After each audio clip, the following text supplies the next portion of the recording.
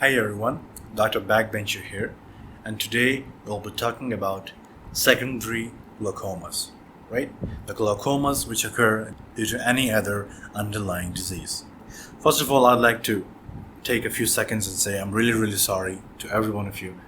I haven't been uploading videos for 22 days or 20 days almost now, and that is a lot of gap, right? That is a lot of gap. So I'm really sorry for that, okay? But hopefully from today onwards, I'll be back with my original pace. I'll try my best to make at least one video a day. Okay? So, let's get started. So, a secondary glaucoma is a glaucoma which arises secondary to any other cause, to any other ocular disease, to any other syndrome, right? And it can, of course, be open or close angle. Of course, it's a glaucoma, right? And we know the glaucoma can be classified as an open angle glaucoma and a close angle glaucoma, right? So secondary glaucoma could be any of these depending upon its etiology, right? I'll be studying what I mean. You'll understand what I mean as we move forward. So what could possibly cause glaucoma?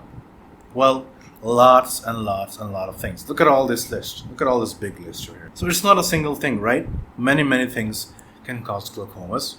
But before we start talking about each and every one of these factors, I want to tell you something. See, I personally believe, and looking at, the past papers and how the examiners like taking their exams, I'd like to tell you that there's a very slim chance of the examiners giving you a question about, a question like, for example, what are the etiologies of a secondary glaucoma? Very less chance, because all of these etiologies, they are diseases of their own. For example, in iris problems, we will study something called iridocyclitis, okay? And we will study something like, for example, the pseudo exfoliative syndrome. So these are questions of their own, and there's a high chance that they'll directly ask you about pseudo exfoliative syndrome rather than, relating it to glaucomas, right? So what I'm trying to tell you right here is that secondary glaucomas, this topic over here, is not really important, right? I mean, if you really want to take a chance, if you're short on time, okay, go on, take a chance with this one. So cornea problems, iris problems, lens problems, bleeding problems, tumors, post-op, drug-induced episcleral venous pressure increase, or pseudo-exfoliative syndrome, all these things can cause glaucomas, right? Let's talk about each and every one of them. Corneal problems. So here's the big problem. For you to understand how a corneal problem would cause glaucoma, you first need to understand all the pathology related to the cornea. And the cornea has not been covered yet. We haven't studied cornea yet, right? So you probably won't even understand what a corneal ulcer is because we haven't studied it yet, right? So I'm just going to do it this way, right? I'm just going to read it out for you. And when we reach the cornea chapter, hopefully, in the next few weeks, and when we study in detail all the, the 5 or 6 layers of the cornea and how a perforated ulcer is and how a non-perforated ulcer is, at that time, I'll try and make you understand how a perforated ulcer or a non-perforated ulcer could cause glaucoma, right? So just for now, let's read it. So perforated ulcers are, they perforate all the way through all the 5 layers of the cornea, right? As a result, you lose the fluid inside and it causes collapse and synechiae. And we know that synechiae and collapse, they could cause glaucoma. But again, if you're not understanding, you have to wait for the cornea chapter. I cannot just explain everything here because it will take a heck of a lot of time, okay? So perforated ulcers, and there are non-perforated ulcers as well, in which the debris which results from the ulceration may cause the trabecular meshwork to get blocked. Okay, if it doesn't make sense, it's all right. Just learn it that way. For now, we'll be studying these in detail when we reach the cornea chapter. And there are certain problems related to the iris. We haven't studied the iris as well, okay? So once again, I'm gonna skip on it a little bit. I'm gonna go over it a bit quickly than usual. Inflammatory glaucoma. First, okay, this is very easy to understand. I mean, there's inflammation, right? There will be neutrophils and stuff. There will be edema. There will be debris, and that debris might cause the trabecular meshwork, which will lead to glaucoma, which will lead to the interstitial fluid not being able to get out, right? Simple. Then there's very similar to it is the pigmentary glaucoma. You see, in pigmentary glaucoma, you see the iris actually has pigment cells, right? The iris is pigmented, as we know. Some people have green irises, a lot of people have brown irises, blue irises as well. These are all pigmented, and these pigments, due to certain pathological conditions, these cells which contain these pigments, they might fall off into the trabecular meshwork. As a result, it could cause the blockage, and as a result, it could cause glaucoma. Okay, nothing so difficult about it. But again, iris-related problems will be discussed in the iris. Okay, and there's this one little thing called the neovascular glaucoma. So what really happens in this is that we have something called neovascularization, and we know that neo means new, vascularization means formation of blood vessels. So we have a new vascularization, we have new blood vessels forming inside the iris. And these new blood vessels in the iris occurs due to an ischemia inside the retina, right? The retina becomes ischemic, which leads to formation of new blood vessels in the iris. I know, it doesn't make sense, right? And it doesn't make sense because we haven't studied the iris and we have not also studied the retina. And I have to say this again and again because there are many other things in this very topic which will not make sense to you right now. But they'll only make sense when we study that specific topic. So vascularization of the iris causes glaucoma. How would a new blood vessel cause glaucoma? That's the question. Well, there are two ways it can cause glaucomas. First of all, you see the new blood vessels, they're of course located on the iris, right? As a result, we have a thicker than usual iris because of course there are new blood vessels in it. So that would mechanically cause the blocking of the angle, the narrowing of the angle, which would cause angle closure glaucoma. And other than that, the new blood vessels which are formed, in this case, they are not like normal blood vessels. They're very far away from being normal. In fact, they're very, very leaky. They're abnormal, and they leak a lot of proteins, right? And these proteins may get they get stuck inside the trabecular meshwork. As a result, we get the blocking of the trabecular meshwork, and no fluid can go out, and we have, of course, glaucoma. So we are done with iris, inflammatory, neovascular, pigmentary glaucomas. And there are these three glaucomas which are extremely important to understand. I'll explain these here because if you remember in the lens chapter when I said that we will discuss these when we're in glaucomas, and now we're in glaucomas, so let's discuss these. Let's discuss the very first one, phacomorphic glaucoma. The glaucoma which occurs due to the morphology of the lens, right? Phaco means lens, morphic refers to the morphology, glaucoma. So the glaucoma which occurs due to the shape or the morphology of the lens. Okay? So what do we actually mean by this? You see, when we did study in the cataract chapters that a lens which gets cataracts is actually quite a lot bigger than a lens which does not have cataracts, okay? And as a result, due to the shape, due to the morphology of this lens, it can cause the blockage of the pupil, okay? It can cause stuff like iris bomb. Right? It pushes against the iris, and as a result, the fluid from the posterior chamber cannot enter the anterior chamber, right? And that'll cause an increase in intraocular pressure, which will ultimately lead to glaucoma. So a guy with a bad lens, right, which has a unusual shape, which is a bad shape due to cataracts, they could have glaucoma, okay? Then there is something called a phacolytic and a phacotoxic glaucoma as well. And these two are actually quite similar except for only one factor, which we'll be studying in a second. But in order for us to understand how these two glaucomas work, we need to understand a little bit of physiology, right? A little bit of physiology, a little bit of embryology, and immunology as well. See, here's the deal. When a baby is born and their lens is made, we know, of course, that the lens has its own capsule, right? And we also know that the lens is avascular, okay? So what happens is, during the whole lifetime of the guy, the proteins inside his lens, they never get exposed to the immune system, right?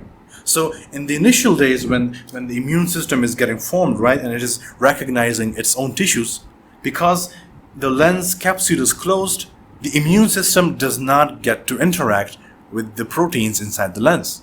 As a result, the lens proteins are technically foreign, right? They are foreign proteins to the immune system.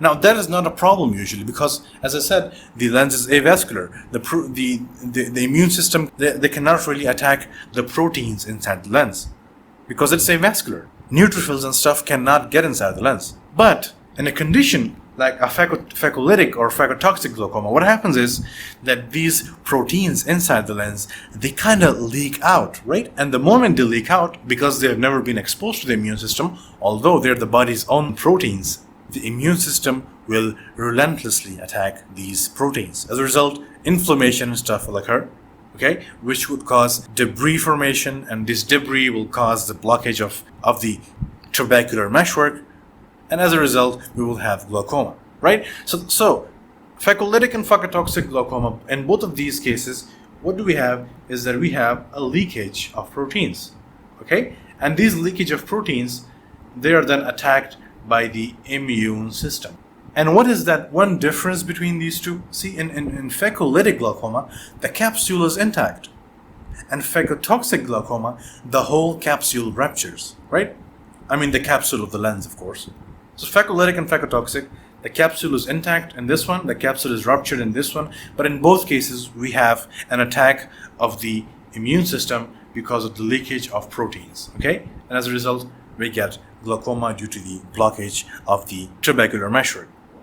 Then we have a pupillary block. So imagine a condition in which the lens kind of gets stuck inside the pupil, right?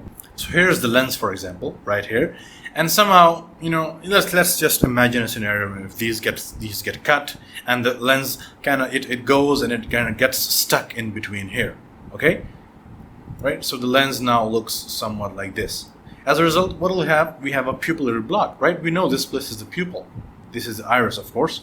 So we have a pupillary block. The fluid cannot go outside, right? As a result, we have an increased IOP, right?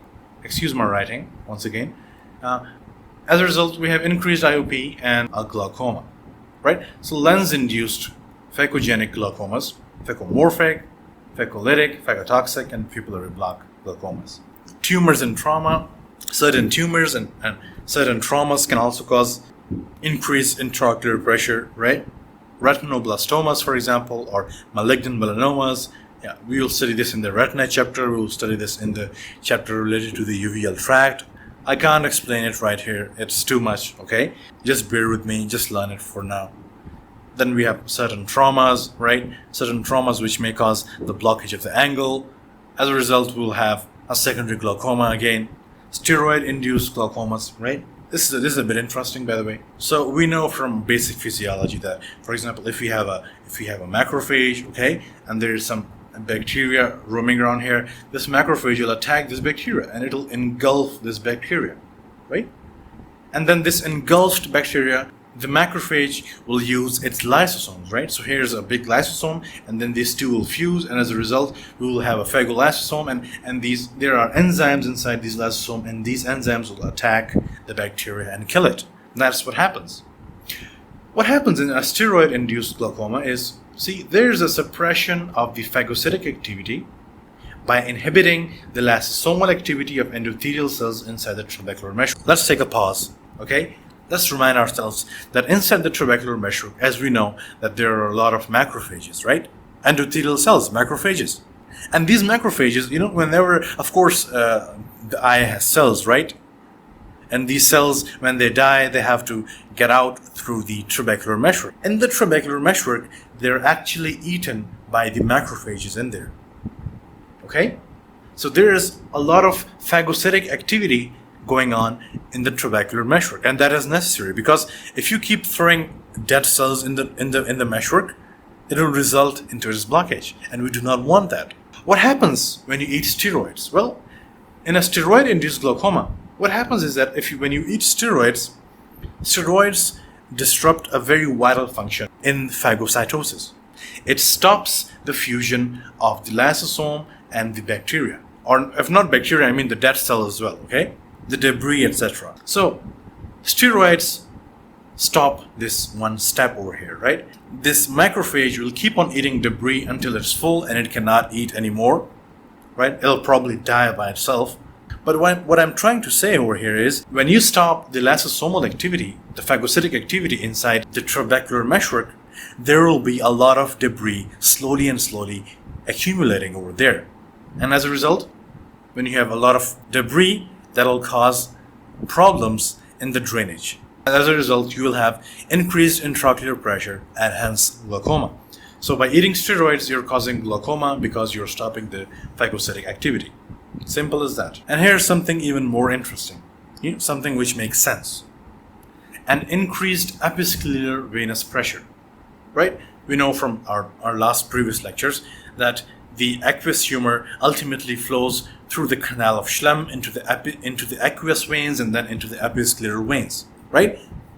And then this episcleral veins actually go into the ophthalmic veins, and the ophthalmic veins then drain into something called the cavernous sinus, okay? Let me make a very rough diagram of all this. So here I have drawn a little diagram of how the fluid flows, and I'm pretty sure you already know this, right?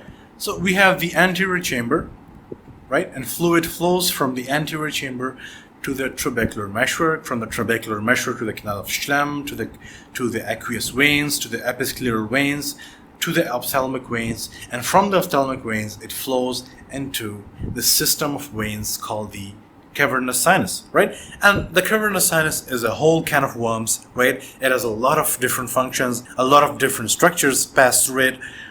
It's a very big anatomy topic in its own. So I'll not be going into all of that. But just one little thing which you should remember is that with the cavernous sinus, there pass these arteries called carotid arteries. So let's draw a little carotid artery over here, okay? Here's the carotid artery. So look at this, We have an increased episcleral venous pressure due to carotid cavernous fistula. This is the cavernous, this is the carotid, and what do we have? A fistula. A fistula is an abnormal connection. So let's make a little connection here. Let's say these two are connected, right? And you can understand that this is abnormal just by realizing the fact that this is a venous system, this is an arterial system. So the carotid artery and the cavernous sinus are connected. And we know from basic physiology that the arteries are a very high pressure system, right? So as a result, and we also know that the veins are a very low pressure system. Relative to the arteries, veins are very low pressure. So what will happen is that when blood flows through the arteries, it'll go up, of course, but there is a lot of blood which is also going to come inside the vein, right? It will come inside into the cavernous system. As a result, the pressure inside the cavernous system will rise, right? And it'll cause backflow. Now, in normal conditions, what happens is that fluid from the anterior chamber, it keeps flowing down there into the cavernous sinus. But when there is a very high pressure in the cavernous sinus, things will start to turn towards the opposite side, right? Instead of fluid flowing from the anterior chamber into the cavernous sinus through this pathway, we will see fluid flowing from the cavernous sinus back to the anterior chamber, right? We will have a backflow. We will have increased pressure in the whole system, which would cause, or which would stop the flow of the fluid inside the anterior chamber. As a result, there will be increased intraocular pressure. It will lead to glaucoma, right? So increased episcleral venous pressure causes the backflow of fluid into the anterior chamber. As a result, we have an increased intraocular pressure and hence glaucoma. And then unimportant things, right? There are certain surgeries, post-op. Post-op means you have a glaucoma after a surgery, right? And there are certain surgeries which could cause glaucomas. I mean, I'm not saying that they're not important. All I'm trying to say is they're not important for you as a guy who's studying MBBS, right? There must be, post-operative glaucomas might probably be a very, very important thing for a guy who is a surgeon, okay? Who does eye surgeries all the time. But me and you, who are just reading theory, no. Not at all. Just learn it, right? Post-op, you can write post-op in almost everything. It's just like when someone asks you, what is the cause of, this disease, and you say this could be the cause, this could be the cause, this could be the cause, and smoking could be the cause, right? So it's that kind of thing. Whenever you see a disease in eye, just write post-op, and they can never say you're wrong because a lot of bad things can happen post-op. Okay, so post-op, after operation, you have a glaucoma. Hematogenic if there's certain hemorrhages inside the eye, which could lead to because there are blood cells everywhere, and the macrophages will engulf these blood cells, and there will be a lot of debris. This debris formation, this debris can actually block the trabecular meshwork. And here's probably the last one. It's called the pseudo-exfoliative glaucoma. Now, for you to understand what a pseudo-exfoliative glaucoma is, you first need to understand this little syndrome called the pseudo-exfoliative syndrome. Pseudo-exfoliative syndrome is a genetic disease, right, where the guy has bad genes, and as a result, they make defective proteins, right? And these defective proteins, they kind of deposit all over the eye, giving it a whitish color, okay? And these white proteinaceous depositions, they may cause a blockage of the trabecular meshwork. As a result, a pseudo-exfoliative syndrome may cause glaucoma, right? Let's read. So it is a glaucoma which arises secondary to pseudo-exfoliative syndrome. Pseudo-exfoliative syndrome. Excuse my pronunciations today. I don't know, I'm talking really bad today. And what is a pseudo-exfoliative syndrome? It is a condition in which there is a deposition of proteinaceous materials inside on the surfaces of the eye, which are typically whitish in color, and they may cause a blockage of the trabecular meshwork, right? If it's all around the eye, they could deposit inside the trabecular meshwork as well, which could lead to glaucoma. And signs and symptoms, well, signs and symptoms of secondary glaucoma, they all depend upon the underlying cause, right? Signs and symptoms in a aphakic glaucoma would be totally different from the signs and symptoms in a glaucoma which is caused by the pseudo-exfoliative syndrome, for example, right? So you can understand that these symptoms and signs, and even their treatments, right? Their treatments, they all depend upon the underlying causes. So for a guy who has a pseudo-exfoliative syndrome, you will have a different treatment. For a guy who has a Phacomorphic glaucoma, you would have totally different treatments, right? So signs and symptoms and treatment, they all depend upon underlying cause. And yeah, that's it. Thank you for your patience, and I hope you liked it. I hope you understood something, and I'll see you guys in the next one. Thank you.